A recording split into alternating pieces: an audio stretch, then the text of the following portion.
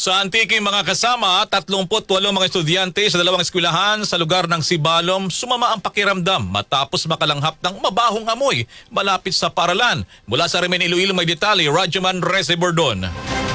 RMN Live Report!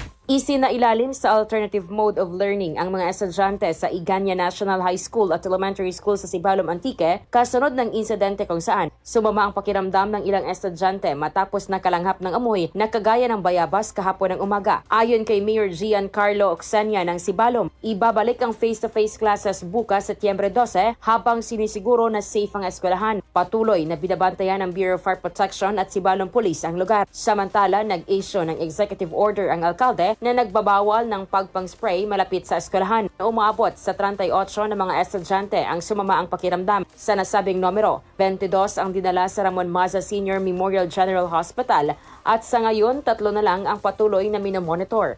Matandaan na noong Hulyo, malapit 200 na mga estudyante sa Peace Ana National High School sa nasabing bayan ang sumama ang pakiramdam matapos nakalanghap ng kagayang amoy na pinaniniwalaan na nagmula sa isang kemikal. Kasama mo sa DYRI, RMN Iloilo, Rajuman Rezi Danioso Bordon.